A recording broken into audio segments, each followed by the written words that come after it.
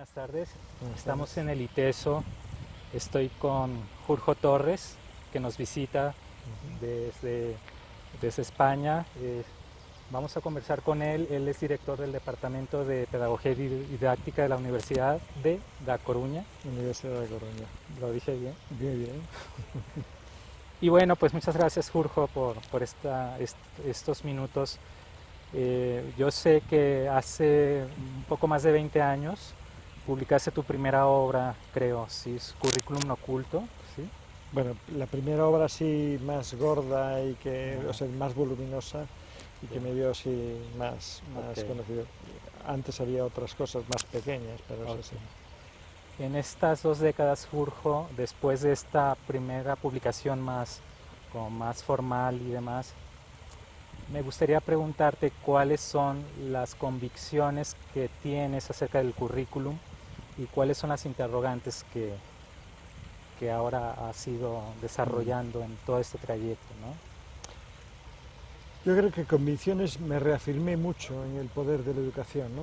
Cuando yo escribo el libro El currículum oculto, era una especie de protesta con todo el arsenal de razones y argumentos que yo me podía imaginar contra una visión muy pesimista, muy determinista que había sobre el sistema educativo.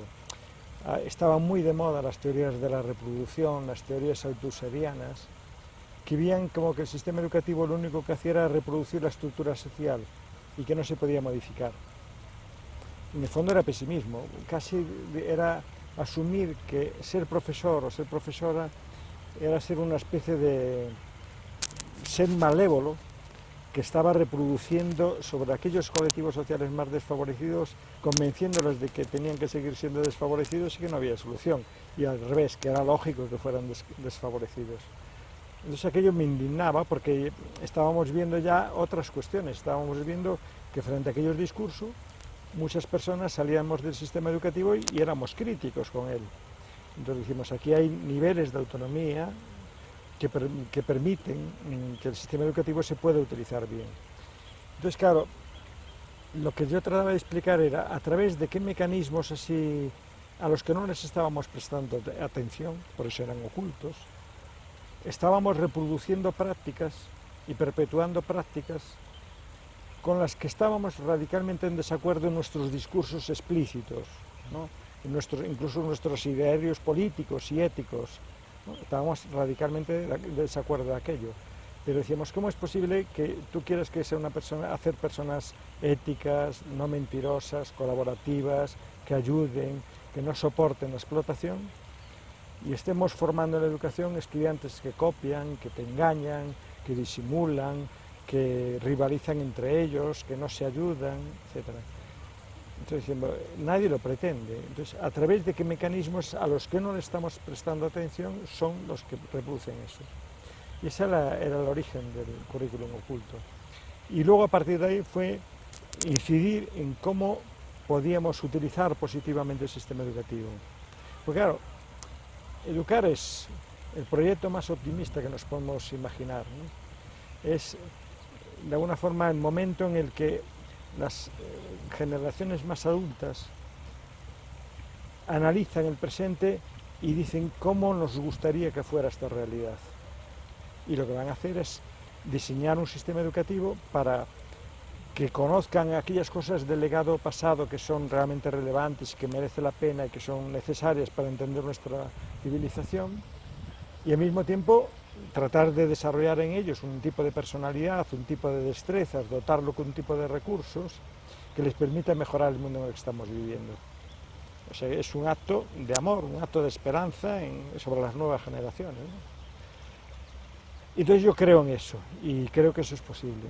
Y entonces lo que voy mirando en las distintas obras es de qué forma se puede hacer eso y dónde están los obstáculos y cómo nos podemos enfrentar a esos obstáculos, ¿no? Es un poco la línea de todas las obras en las que voy escribiendo, ¿no? Y sobre tus interrogantes actuales acerca de lo que has venido pensando, de lo que has venido comunicando en estas obras, en tus investigaciones y demás. Sí, no, son interrogantes Hombre, uno tiene interrogantes, pero yo creo que tengo más bien es certezas. Los interrogantes es cómo conseguir que el profesorado y la sociedad en general confíe más en el sistema educativo y se dé cuenta incluso de cómo nos están intentando pervertir el sistema educativo, cómo nos están llenando de palabras todas bien sonantes pero con malos significados ocultos, y de tal forma que acabemos preocupándonos de cosas que nos despistan del verdadero sentido de la educación. A mí me preocupa que no hay debates sobre lo que debe ser una buena educación, sobre lo que es la educación, sobre qué tiene que saber un chico, una chica que está entrando en el sistema educativo, qué es lo que debe dominar para comprender el mundo en el que estamos viviendo y contribuir a mejorarlo, ¿no? Todo el debate sobre la cultura que tiene que trabajar el sistema educativo y luego cómo tiene que trabajar esa cultura, de qué forma para convertir esa cultura en liberadora, dejar claras las posibilidades de mejora de ese ser humano a través de esa cultura, yo creo que ese debate está oculto, por no decir que nos lo están intentando prohibir, despistándonos con palabrejas, ahora con evaluaciones, con cantidad de instrumentos de observación y de diagnóstico sobre lo que pasa en las aulas, que lo que hacen es que el profesorado nunca sepa claro qué es lo que tiene que hacer. Lógicamente luego hay un volumen importante de profesoras y profesores que intentan hacer frente a todo eso y no se olvidan de cuál es la finalidad del sistema educativo y para qué está ese sistema educativo ahí y de qué forma ese sistema educativo debe ser, ¿no? Entonces yo creo que ahí hay un volumen de preocupaciones importantes, ¿no? A mí me empezó a preocupar mucho toda esta dimensión mercantilista en la que están intentando transformar la educación, es decir, educando las dimensiones económicas del ser humano, pero las dimensiones económicas más explotadoras, más perversas, porque no es una economía para que todos vivamos mejor, sino para que algunos saquen unos grandes beneficios y otros pues lleven la peor parte, por así decirlo. Entonces, en uno de los libros anteriores, mi obsesión era ver este concepto que todo el mundo utiliza y que parece como que, bueno, que está ahí y que y en el fondo no sabemos bien lo que es, que era, por ejemplo, el neoliberalismo, ¿no? Entonces, en el libro La educación en tiempos de neoliberalismo, lo que intento ver es a través de qué mecanismos el sistema educativo se está mercantilizando, cómo en el sistema educativo empezamos a ver y a obsesionarnos, nos empiezan a obsesionar de que las finalidades del sistema educar es preparar un trabajador o una trabajadora y consiguientemente un consumidor o una consumidora. Y las dimensiones que tienen que ver más con la humanidad, con lo que significa ser ciudadano, ciudadana, personas que conviven, que se relacionan, que construyen y que luchan por una sociedad mejor, eso como que va desapareciendo. Y que queda como relegado a las asignaturas menos importantes, no a lo menos importante. Y lo más importante, empezamos a jerarquizar el conocimiento en cosas muy importantes y cosas menos importantes.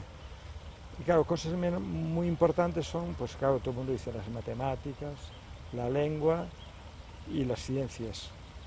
Y menos importantes, todas las demás, que son las que sirven para reflexionar precisamente sobre nuestro proceso de dominización, sobre lo que significa ser hombre, ser mujer en el mundo en el que estamos viviendo, ¿no? Entonces todos esos contenidos éticos, históricos, artísticos, culturales, deportivos, la educación afectiva sexual, todo el mundo de las emociones, pues algunos ya empiezan a decir que eso debe ser competencia de la familia. Digo, oiga, eso no era la educación integral, que era lo que antes decíamos, ¿no? Tenemos una palabra que nos encantaba, decimos, la educación tiene que ser integral, es decir, es a todas las dimensiones de ese ser humano, no solo a unos. Es decir, una cosa es formar trabajadores y trabajadoras, y otra cosa es formar ciudadanos y ciudadanas que van, por supuesto, a trabajar, pero pensando en la dimensión ciudadana, es decir, en la dimensión del bien común, de la otra persona como una persona igual a mí, no una persona que a ver cómo la puedo explotar para yo beneficiarme. Supongo que estas apuestas de las que tú estás hablando, en términos de pensar en las personas como ciudadanos, se resuelven a través de contenidos formales, pero supongo que a través de otras cosas, No, ¿no? claro, Este, tiene que haber, por supuesto, todo lo que es el currículum. Tienes que ver con qué contenidos, con qué cultura presentamos eso, es decir, qué mundo les decimos a los estudiantes que existen, y luego a través, con una serie de metodologías, de qué forma vamos a trabajar esos contenidos para desarrollar una serie de capacidades y de destrezas de utilización de ese conocimiento y de generación de nuevo conocimiento. Entonces, las dos cosas. Claro, en este momento nos están preocupando solamente con la dimensión más práctica y utilitarista del conocimiento. Y desapareció el debate sobre con qué conocimiento estamos trabajando y para qué sirve ese conocimiento, y al servicio de qué está ese conocimiento. Es un poco el último libro que aquí vengo a presentar precisamente es La justicia curricular, y puse un título que es El caballo de Troya de los contenidos escolares. Claro, es un libro que yo articulo intentando analizar, intentando comprender qué grandes transformaciones está teniendo esta sociedad. Yo digo, ahí analizo como 12 grandes transformaciones que son tan grandes que le llamamos revoluciones, que están teniendo lugar en esta sociedad, y cómo cada una de ellas le manda mensajes al sistema educativo. Dice, cómo la podemos aprovechar para esa revolución, ponerla al servicio de toda la comunidad y que no sirva para generar más niveles de explotación. Entonces voy analizando en cada una de ellas en qué consisten, y desde el punto de sistema educativo cómo tenemos que educar a unas personas que van a vivir pues una civilización digital, en un mundo donde está habiendo estas luchas económicas y estas de alguna forma imponiendo unos determinados modelos económicos, laborales, políticos, culturales, etcétera. La revolución en la estructura de las poblaciones, qué significa que el hecho de que estemos ya viviendo mayoritariamente en ciudades, no en núcleos más pequeños, rurales, cómo es la vida en las ciudades, y por lo tanto la educación cómo socializa a unas personas en un marco como el actual de una sociedad donde las ciudades son terriblemente injustas, ¿no? Están organizadas por ideología, por clases sociales, incluso hasta por etnias, etcétera. Y eso dificulta una tarea de la educación como era enseñar a vivir juntos. Y al revés, pervierte la educación en la medida en que muchas instituciones escolares dejan de ser instituciones escolares en el sentido de preocuparse de esa ciudadanía, de lo que son los bienes comunes, de hacernos ver lo que tenemos en común y cómo podemos seguir conviviendo y haciendo que nuestra relación en común sea cada vez mejor. Eso es una institución escolar. Pero estamos viendo que instituciones escolares que no son así, que son clubes. Claro, un club es una institución en la que un grupo de personas que comparten determinadas aficiones o determinadas características o intereses se reúnen entre ellos y viven entre ellos y celebran o hacen o inician actividades que le interesan solo a esas personas que comparten esas actividades, pero que al resto de las personas no nos interesa o no les interesa, ni tampoco a ellos les preocupa atraerte allí, porque allí están los que les gusta tales cosas o disfrutan con esto o con el tenis o coleccionando sellos o teniendo un sitio donde comparten el gusto por la naturaleza y construyen ahí unos jardincitos para ellos solos. Claro, una institución escolar club es una institución donde van solo los niños de un determinado grupo social, de una determinada clase social, y se educan entre ellos. Claro, la labor educativa ahí es dificilísima, porque cuando vean otra persona que es diferente, ¿qué van a hacer? ¿Cómo se van a relacionar, ¿no? Entonces, a mí ahí me gusta mucho la metáfora que utiliza Zygmunt Bauman, el sociólogo, cuando define que la ciudad es un sitio repleto de desconocidos que sospechan unos de otros.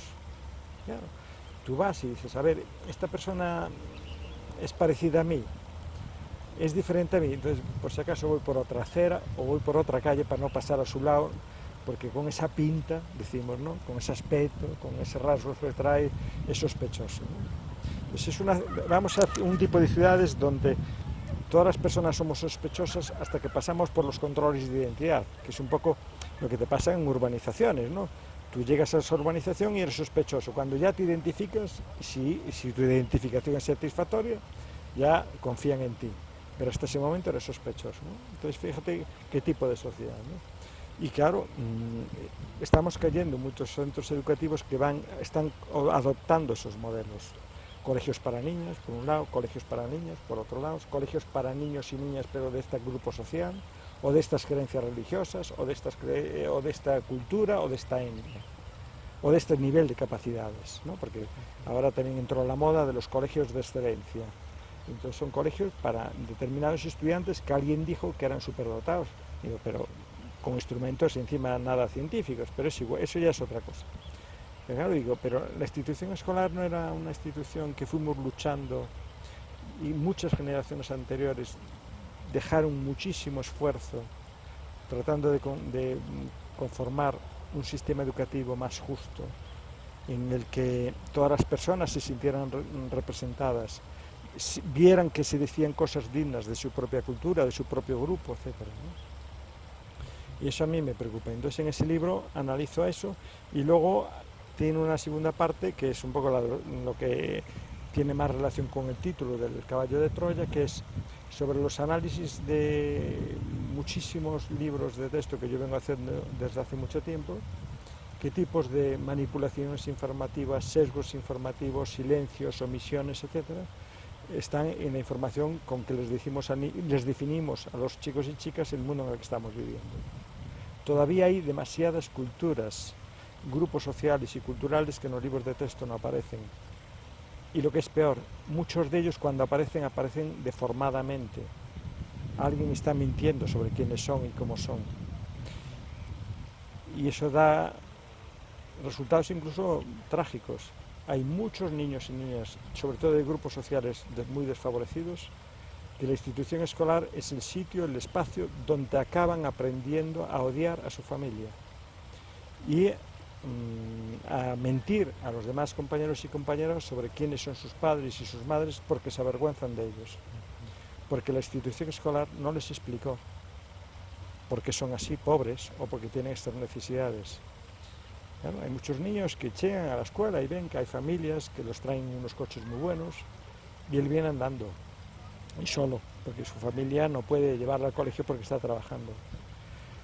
Viven en casas maravillosas y otro vive en una casa horrorosa, sin ninguna condición. Visten maravillosamente y él va pues horrorosamente mal. Claro, si la institución escolar no le ayuda a pensar por qué él vive así esa vida, a qué se debe esa vida, acabará culpando a sus padres y dirá, pues yo tengo un padre o una madre que son unos inútiles, qué mala suerte tuve de tener estas personas, o no me quieren, o cualquier cosa, ¿no? Y eso está ahí, porque los niños buscan explicaciones, las niñas están en todo momento queriendo saber cosas. Y lo primero que quieren saber es por qué la vida que están llevando es la que están llevando. Y sobre todo, por qué ellos ven a otros chicos y chicas que viven de otras formas y ellos no viven de esas otras formas. Entonces, claro, eso es un resultado muchas veces de una especie de cultura que yo llamo la Walt Disneyización, ¿no? Es querer convertir a los centros educativos en copias de Disneylandia o de cualquiera de esos megapartes destinados a la ficción, ¿no? Dice, hombre, para que no se entristezcan. Digo, no, mira, no se pondrán tristes, en el mejor de los casos, durante el tiempo que pasan en la escuela. Pero a las 2, a las 3 de la tarde, cuando regresen a sus casas, ¿dónde está Disneylandia? Van a encontrar otro mundo. Y las preguntas siguen ahí. Y justo ahí tengo otra inquietud porque escucho que estos esfuerzos educativos socialmente organizados en las instituciones educativas, bueno, pues encuentran pistas en lo que tú estás comentando acerca de aquello que deberíamos empezar a reconsiderar en términos como el sentido social de la formación. Pero ¿qué pasa con todas aquellas personas que están involucrados en proyectos educativos fuera de las escuelas? ¿Cómo considerarlos en este planteamiento que tú estás haciendo, ¿no? Pues mira, eso es una cosa que es un concepto ya que vamos utilizando cada vez más y que tenemos que cuidar en desarrollarlo bien y no convertirlo en una especie de palabra vacía. Hace ya más de una década venimos hablando de la necesidad de hacer ciudades educadoras. ¿Las ciudades educadoras qué es? Es un poco eso, saber que en ese espacio cívico hay muchísimas instituciones y muchos espacios diferentes que están preocupados por educar y que quieren educar también a esa ciudadanía. Porque tú vas en cualquier ciudad, los museos tienen programas de educación. Pues hasta las instituciones públicas como bomberos, policías, tienen programas donde le explican a los niños y niñas qué es lo que hacen, cuál es su función. Si vives en una ciudad que hay salas de conciertos o orquestas sinfónicas o grupos de música, también tienen programas para explicarles a los niños y niñas qué es educar. Las instituciones deportivas organizan espacios también para educar en el deporte a los chicos y chicas, etc. Entonces, lo que tenemos que hacer es coordinar esas actividades para que, entre otras cosas, incluso esas actividades no acaben siendo actividades todas en paralelo, que sumadas acaban que ese niño o esa niña tiene una jornada esclavista de trabajo, porque va de 9 a 2 a tal colegio, de 4 a 5 a una academia no sé qué, de 5 a 6 a no sé qué, a las 7 a 8, digo, oiga, eso es una locura. Y en muchas le hablan de lo mismo, ¿no? Digo, porque por la mañana tiene una clase de inglés y por la tarde va a otra clase de inglés, y digo, pero no podemos coordinar esas clases de inglés para hacer algo coordinado y de refuerzo, incluso reforzar unas cosas u otras, coordinando todos los profesionales que ahí trabajan en esos sitios, ¿no? Entonces a mí yo creo que es una de las cosas que estamos viendo cada vez más, y cada vez hay más iniciativas de eso, ¿no? Ya hay muchas ciudades y sobre todo muchos centros escolares que se preocupan de vertebrar y coordinar lo que se llaman las actividades escolares con las actividades extraescolares, ¿no? Sabiendo que son parte todas de un mismo proyecto, que es contribuir a la educación de esa chica o de ese chico. ¿Tienes un ejemplo que te venga de quienes están teniendo esfuerzos interesantes en ese sentido? Yo, mira, hombre, lo que más conozco es mi país. En España hay muchas ciudades que tienen programas así, en concreto la que yo estoy, hasta este momento está llevando un programa. Lo que pasa es que ahora hubo un cambio de gobierno y no sabemos bien cómo va a seguir esos programas. Pero sí había unos programas que se coordinaban entre el ayuntamiento y las instituciones escolares, ¿no? Y también depende muchas veces por la presión que se hacía la propia ciudadanía, eran programas más coordinados, mejor coordinados y con profesionales mejores, y cuando la ciudadanía baja un poco la guardia, esas instituciones a lo mejor siguen haciendo eso, pero como quieren ahorrar dinero, pues recortan programas y buscan a profesionales o personas poco capacitadas para hacer ese tipo de actividades, ¿no? Pero sí en mi ciudad hay, por ejemplo, una orquesta sinfónica y hay programas donde las escuelas llevan a los chicos y chicas a los ensayos, y los músicos les van explicando qué es lo que hacen, y les hacen audiciones, incluso les permiten escuchar sus propios ensayos, que al final son como conciertos, solo que la ropa, en vez de ser el uniforme más tal, pues una ropa más de andar por casa, que se dice, ¿no? Más cómoda y todo eso. Entonces, y así se está haciendo continuamente, con la policía, con los servicios de bomberos, incluso con otras instituciones y centros de trabajo que existen, ¿no? Donde hacen programas para explicarle a los chicos y chicas lo que es lo que hacen allí, o con granjas, para explicarles lo que es una granja. Pues, entonces, si ese profesorado está bien coordinado, lo que hace es coordinar los contenidos que está trabajando con esa salida escolar que va a hacer, para que esos estudiantes de alguna forma lleguen allí también más capacitados para entender lo que van a ver y la información que les van a dar, ¿no? Y luego regresan y siguen pues también reflexionando sobre eso, todo eso. Y eso hay muchos sitios ya, en Madrid, en Barcelona, hay programas de ese tipo. Pero también tenemos que ser conscientes que están vinculados a las ideologías de los partidos que están gobernando, ¿no? Es decir, si te cae un partido que lo único que le preocupa es la cuestión económica y favorecer a las grandes empresas o los grandes negocios privados, todo esto lo va eliminando, ¿no? En España tenemos casos de ese tipo, ¿no? Gobiernos dominados por gobiernos muy de derechas, muy neoliberales y aliados incluso casi con grupos fundamentalistas religiosos, pues les están regalando espacios a determinadas instituciones religiosas, como pueden ser los Legionarios de Cristo, para que hagan colegios para sus chicos y chicas, pero con dinero público. esto que tú comentas podría ser visto quizá como como esfuerzos que ya hablan de, vamos a decir, de esperanzas, de luces, Sí. frente a esas revoluciones que tú Claro. comentabas. ¿Y cuáles para ti serían otras luces que dices, mira, esto lo estamos haciendo bien en Mira, frente de estas revoluciones? Si tú vas mirando cualquier ciudad, incluso esta, tú te encontrarás grupos de profesores que están trabajando con los grupos que viven en situaciones de riesgo total. Y están trabajando porque ellos tienen una especie de un compromiso político, ético, que les hace preocuparse por eso. Y se sienten corresponsables como ciudadanos y ciudadanas de esos chicos, de esas chicas que están ahí. Y yo creo que en todas las ciudades hay grupos de profesoras y profesoras trabajando con asistentes sociales, con sociólogos, con equipos de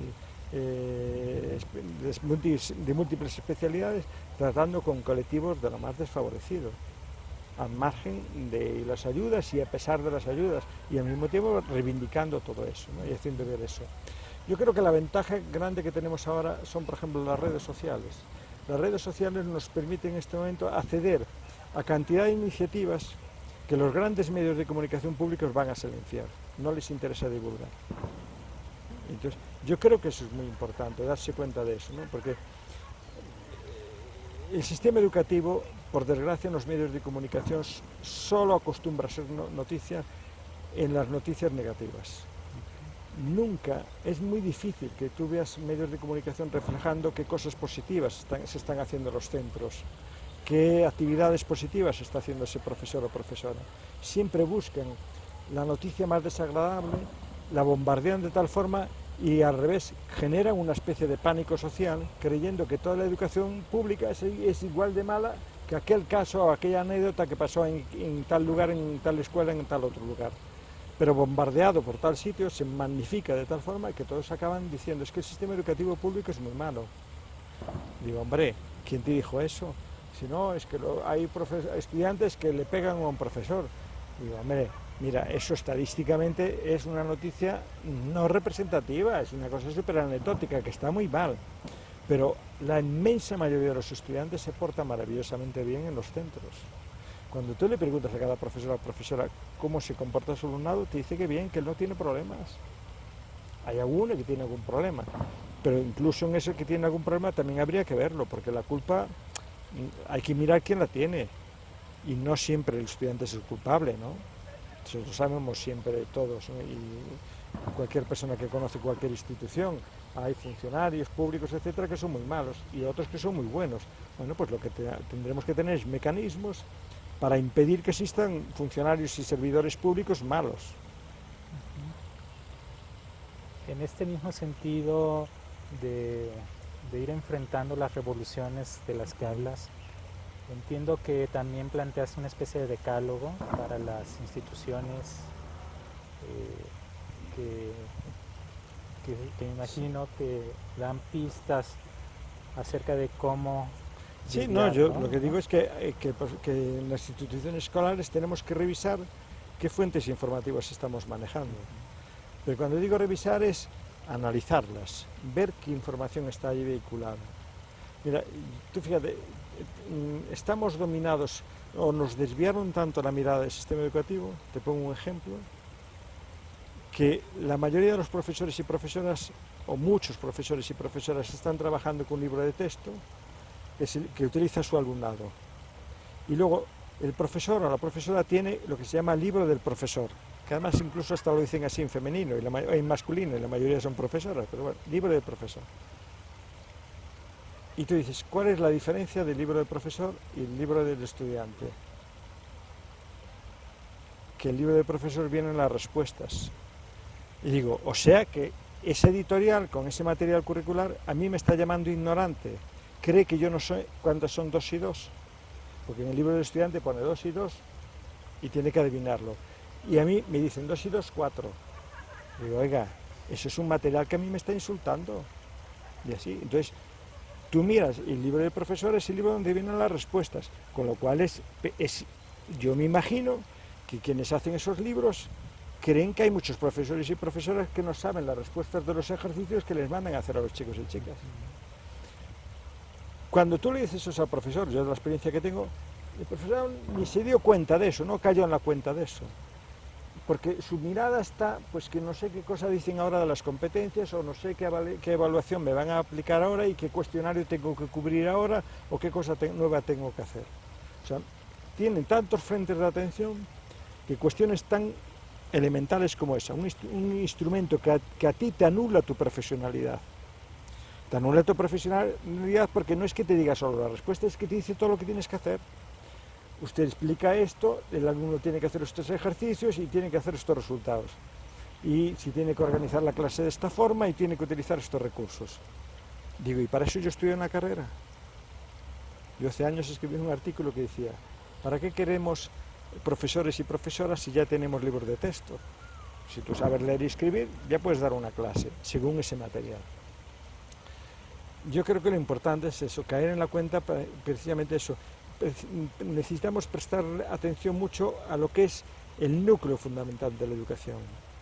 O sea, tener claro cuáles son las finalidades del sistema educativo, para qué sirven, cómo fue variando a lo largo de la historia. Porque claro, mi generación fue fruto de un sistema educativo auténticamente nacionalista en el sentido de construir el Estado-Nación. Y era hacernos ver que nosotros por ser españoles o tú por ser mexicano, somos los mejorcitos del mundo. Bueno, yo primero los mejores, tú después los segundos porque eres mexicano, a ti te lo dirán al revés. Y te van a visibilizar muy bien quiénes son tus enemigos. Y te van a construir toda una serie de relatos, que son la historia, la literatura, todo, donde te van a decir lo maravilloso que tú eres, lo generoso que es, porque tus invasiones las van a convertir en actos de ayuda a los demás pueblos. Los robos que hacen, pues no, tú es para salvar un patrimonio que ellos no saben guardar porque son ignorantes. Esa fue la formación que nos fueron haciendo. Y que en estas sociedades más globalizadas pues ya entran en cuestión, porque viene un estudiante que estudió en México hasta tal curso y viene a hacer a partir de los 10 años, se mete en el sistema educativo español. Y dice, uy, a mí esto me lo explicaron y decíamos todo lo contrario. Digo, claro, es que a ti tenían que construirte tu imagen de que tú eras lo mejor, pertenecías a la mejor nación del mundo y todos los demás, unos envidiosos y que te odiaban a ti, por eso te intentaban robar, conquistar, etc. Y no entendían tu generosidad hacia ellos. Es así, tú miras así cualquier libro, tú miras en cualquier libro, ahora que estaba comentando con un grupo de profesoras, digo, tú miras en cualquier libro en España que te narren los 8 siglos que España tenía dentro conviviendo las culturas árabes y no puedes ver manipulación mayor informativa que esa. Te están diciendo lo perversos que eran, qué personalidades tenían y silenciando todo el gran desarrollo económico, político, cultural, científico, estético, etcétera, que tenían esas culturas. Y claro, tú dices, qué perversidad es eso, ¿no? Entonces, claro, tenemos un sistema educativo que todavía tiene ese lastre ahí metido. Y un sistema educativo que hoy está utilizando en todo momento palabras como diversidad, multiculturalismo, atención a la diversidad, inclusión, no discriminación sexista, no discriminación racista, etcétera, etcétera. Pero al mismo tiempo, el profesorado tiene tantos focos que le están despistando por unas normativas estatales mal dadas de política educativa, que no tiene tiempo para mirar en qué medida su sistema educativo, lo que él hace en la clase, es discriminador, no es discriminador, en qué medida trata respetuosamente, primero, a todos los colectivos que tienen el aula, y segundo, a todos aquellos colectivos que no tienen el aula, pero que estamos hablando sobre ellos o en nombre de ellos y ellas. Entonces, yo creo que esas cuestiones son muy importantes. Y luego ver en qué medida, una vez que tenemos bien analizado las fuentes informativas con las que trabajamos, en qué medida utilizamos unas estrategias didácticas para que esa persona comprenda esa información y sobre todo sepa analizar y juzgar esa información. Mira, no hay contradicción mayor que decir y estar convencidos todo el mundo que vivimos en una sociedad del conocimiento y que tú entres en una institución escolar y que un chico o una chica estudie una asignatura entera con un único libro. Digo, pero no hay tanta, no estamos en una sociedad de conocimiento, no estamos en una sociedad donde estamos siendo bombardeados por informaciones de todo tipo y con toda clase de intereses y con toda clase de sesgos y por supuesto también con información objetiva y verídica. Pues lo que habrá que hacer es que los estudiantes metamos toda esa información dentro y ellos aprendan a ver cómo se manipula la información, cómo se selecciona la información para que dé tales resultados, a enseñarse a mover en esa sociedad de la información, enseñarles a leer críticamente esa información. Porque, de lo contrario, para transmitir una información tenemos cantidad de redes paralelas a la escuela que lo hacen mejor que nosotros. Es decir, transmitir una información sobre la cultura maya lo hace de una forma más amena y muchísimo, seguramente mucho más rigurosa, o por lo menos con apariencia de más rigurosa, un documental de Documanía o de cualquiera de esos canales de televisión temático, de National Geographic, que no el libro de texto de la editorial X que está estudiando allí. Eso tenemos cantidad de redes. La información científica, mira, cualquier museo de la ciencia tiene programas de enseñar ciencia, incluso dicen de una forma divertida, y que son eficaces, que no una institución escolar. ¿Qué es lo que no tenemos ninguna institución fuera que haga en relación a la cultura y que sea imprescindible, básico? Es enseñar al alumnado a ver esa misma información, pero decirles, aquí la vamos a analizar críticamente. Vamos a ver qué es lo que está diciendo, con qué argumentos, con qué fuentes informativas, con qué rigor, con qué omisiones, con qué distorsiones, etc. Enseñar a leer críticamente ese mundo. Yo creo que esa es una de las funciones más claves y más decisivas que tiene la institución escolar. Y además eso, que no hay ninguna otra institución que tenga ese encargo. Porque si no es la información, ya te digo, yo entiendo que existan grupos como esos que hay antiescuela, que son lo que se llama las homeschool, ¿no? La educación en casa. Familias que dicen, no, mira, la información sobre tal tema se la puedo dar yo, que estas cosas ya las sé. Digo, pero mire, la educación no es que el niño se informe, para eso están los canales temáticos o cualquier informativo. No, es que se eduque, y la educación es ser capaz de analizar esa información y poner esa información y buscar y analizar esa información y generar nuevo conocimiento y compartir un conocimiento para entender este mundo y sobre todo para transformarlo y transformarlo en un mundo más justo, más humano. Estos lineamientos que vas planteando los contrasto con la experiencia en la educación superior y sí. Digo, bueno, hay muchas cosas que son igual generalizables también a la educación superior, pero supongo que también hay sus peculiaridades y me gustaría preguntarte acerca de... en la institución superior yo creo que ahora es un poco el motor de todas esas deformaciones que está habiendo en los otros niveles educativos, porque la institución universitaria está siendo muy presionada para generar un determinado tipo de conocimiento, que es aquel conocimiento que dicen que demanda el mercado, no la sociedad, el mercado. Y te están diciendo, usted investigue cosas que tengan rápidamente transferencia, pero transferencia quiere decir, investiga cosas que le sirvan a la empresa X o al laboratorio cual, no a la comunidad esta, ¿no? Entonces yo creo que ahí hay un gran problema, es decir, es escandaloso que en el año 2012 tú mires los presupuestos de investigación de cualquier país y se estén dedicando unos porcentajes tan astronómicos a investigación militar directa, porque luego hay la investigación militar indirecta, ¿no? Que es aquella fórmula matemática que te sirve para la ojiva de no sé qué, o la trayectoria de tal misil o de tal cosa, ¿no? Y que se necesita matemáticas. Y por lo tanto esa, en vez de decir vamos a hacer una investigación sobre el carro de combate o el avión de combate o el avión invisible, no sé qué, para la guerra, pues vamos a ese lado. Tú dices, pero ¿qué tipo de sociedad es esta en la que tenemos tantos problemas más urgentes para convivir mejor y en cambio generamos una investigación enorme para mecanismos de protección por si nos invade no sé quién? Digo, pero ¿en qué estamos pensando, no? Claro, si tú te preparas para la guerra, acabas haciendo la guerra, porque además tendrás que experimentar esas cosas que haces en situaciones reales, ¿no?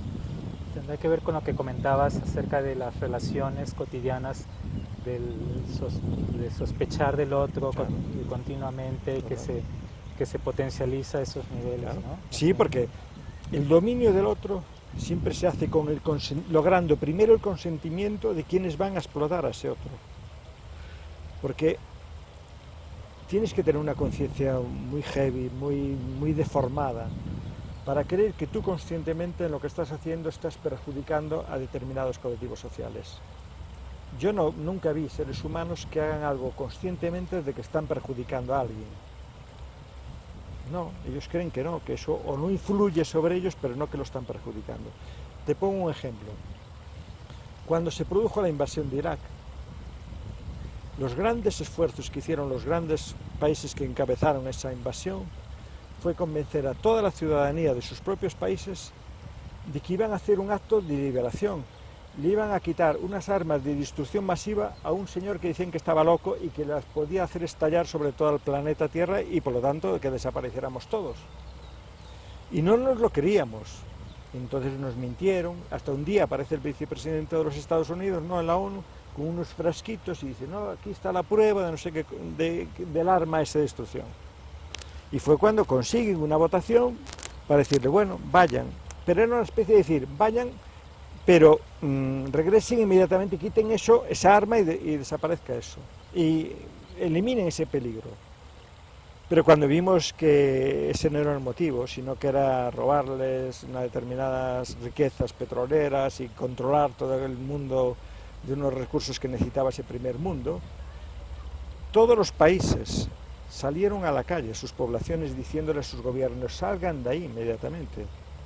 Bueno, en mi país, José María Aznar perdió las elecciones cuando se descubrió esa mentira, porque todo el mundo salió a protestar, y digo, ¿qué hacemos ahí invadiendo un pueblo y masacrando eso? Y decimos, pero si está muriendo cantidad de gente ahí que es inocente. Y entonces utilizaban el concepto ese maravilloso, los efectos colaterales. Digo, pero eso ahora, o sea, el asesinato en masa se llama efecto colateral. Pero ahí tienes un efecto positivo, de cómo cuando la ciudadanía es consciente de que le están engañando, le están manipulando, y que con esa manipulación se está pervirtiendo a cantidad de personas y está generando situaciones muy injustas, la gente salimos a protestar a la calle, todo el mundo. Y obligamos a que nuestros gobiernos retrocedan. Entonces, es muy importante ser consciente de eso, ¿no? De cómo todo acto de opresión manipula aquellas instituciones, por lo tanto también las escolares, que construyen la opinión pública, medios de comunicación, servicios informativos y instituciones escolares, para generar aquella información que refuerce los intereses de aquel grupo, pues en este caso militar o un político, pero igual en los niveles más comerciales y más empresariales, etc. Yo siento que apenas empiezo a calentar motores, pero sé que tienes otras actividades y bueno, me gustaría para terminar retomar tu idea inicial de aquella idea que te movió a escribir este primer libro. Decías, bueno, finalmente ocurren en la sociedad cosas que podrían no estar previstas porque no se alientan en las escuelas, pero de cualquier manera la gente hace cosas diferentes y que tiene que ver con esto último que estás comentando. Sí, sí, yo soy terriblemente optimista. Hay mucha gente que me dice, no, hombre, es que tú eres muy pesimista. Digo, no confundas el diagnóstico de algo con la solución. Entonces yo soy, a lo mejor muy duro en el diagnóstico, porque yo creo que están pasando cosas muy graves en este momento en nuestras sociedades. Pero en todas mis obras yo digo por dónde debemos caminar o por dónde podemos caminar, y por dónde no es que podemos o debamos, es que se está caminando ahí. Es decir, yo no soy ningún visionario. Yo lo que pasa es que me muevo mucho y entonces accedo y veo cantidad de experiencias que me dicen que eso es posible. Y eso es algo que es muy importante. Es decir, yo creo que necesitamos muchísimo generar redes donde nos vayamos viendo y experimentando lo que estamos haciendo y qué resultados están dando, y buscando este lado más alternativo pero positivo, de que es posible otra educación mejor, igual que decimos que es posible otro mundo mejor y nos movilizamos para eso, porque de lo contrario, claro, ¿quién se moviliza por algo que no tiene solución? Pues dices, bueno, pues aprendamos a convivir con esa desgracia. Y dijimos, no, sabemos que tiene que ser posible eso. Mira, el sistema educativo, yo siempre digo, así ya un poco casi ya en frases y síntesis, digo, trabaja con dos currículas, con un currículum terriblemente optimista y con otro pesimista. Si quieres saber con qué la escuela, qué efectos tuvo cada uno de esos currículos sobre ti. Tú dime en lo que eres optimista. En lo que eres optimista, la escuela te informó bien. En todo lo que eres pesimista, la institución escolar te mintió. Porque la institución escolar miente. Porque de lo contrario, te tendría que decir cómo los diferentes grupos sociales pasamos por situaciones como la esclavitud y donde la justificaban de los grandes sabios, decían que eso estaba así y que era casi cosa como de los genes o de las divinidades, a decir hoy científicamente, éticamente, legislativamente que eso es un delito y que está penado en todas las partes del mundo. Fíjate si eso no es un avance. Si te cuentan a través de qué mecanismos se hizo eso, qué tuvieron que hacer esos esclavos para luchar con eso, qué tuvieron que hacer las mujeres para ser consideradas seres iguales a los hombres, tuvieron que hacer un gran trayecto de muchísimas luchas, de muchísimo trabajo en muchísimos frentes. Una institución educativa que narre bien eso te convierte optimista en todas las dimensiones de nuestra vida cotidiana. Urjo, te agradezco mucho, te agradezco mucho estas palabras y sé que eres un asiduo conversador en el Facebook, sí, en las redes sociales. Sí, yo creo mucho en esa potencialidad. Sí. Primero porque mucha gente me pasa información muy relevante y yo me imagino que también les pasaré alguna que a mí me parece que es relevante. Quiero decir, es el único sitio donde la relación de comunicación es auténticamente horizontal. Es un sitio donde nos vemos todos cara a cara y donde tú sabes algo, yo sé algo, vamos a compartirlo, es otra persona que no sé quién es y que te dice, quiero ser tu amigo. Digo, bueno, entra. Y la gente se asusta y dice, pero ¿cómo coges a una persona desconocida? Digo, es que mira, cuando haga algo que yo considere que es inadecuado, lo borro. Pero, ¿por qué? Voy a descubrir una persona que yo no sabía que existía y de repente hace comunicaciones o dice cosas o hace análisis que digo, oye, esta persona es muy interesante y es muy fácil que diga, oye, me interesaría hasta conocerla físicamente, cómo es, porque a ver qué está haciendo, porque eso que está narrando ahí o que está haciendo es interesante. Entonces yo creo que ahí está un gran poder y que hay muchos intentando demonizar eso. Y te dicen, yo tengo hasta compañeros que me dicen, pero ¿tú qué haces en Facebook si ahí solo hay tonterías y porquería, lo que sea? Yo cuando me dicen eso digo, es como si tú me dices que todos los libros son pornográficos. Yo te diría, ¿en qué librería entraste? Claro. Digo, oiga, hay de todo. Usted mire y busque el sitio donde están los que a usted y se preocupan las mismas cosas que usted. Y por lo tanto sí, yo creo que tiene una enorme potencialidad y yo creo que además ahí hay una especie de ruptura generacional muy interesante, porque la generación más adulta es la que le tiene más miedo a eso. Los jóvenes saben que eso es normal y que eso es muy bueno porque ven sus virtualidades. Que la institución escolar ahí tiene también otra misión, enseñarles a mover en ese mundo y enseñarles a ver que efectivamente hay peligros, pero nos tenemos que defender de ellos. No sé, ¿a quién se le ocurriría decir, vamos a cerrar algo porque eso puede ser peligroso? Y los libros, y quememos todo porque todo puede ser peligroso. Miremos el potencial positivo y educamos a esas personas para que saquen el aspecto positivo de esas dimensiones. Bueno, entonces sabemos que quienes quieran continuar con este diálogo, sí, por supuesto, que desafortunadamente tenemos que terminar aquí, pues sabemos que te podemos buscar en las redes sociales, sí, y que habrá muchas cosas que seguir debatiendo o conversando. Muchísimas gracias, Urjo, y pues que tengas buena estancia aquí en el ITESO y en Guadalajara, en lo que queda. Está siendo muy bien hasta ahora y me imagino que el resto será igual. Muchísimas gracias a vosotros.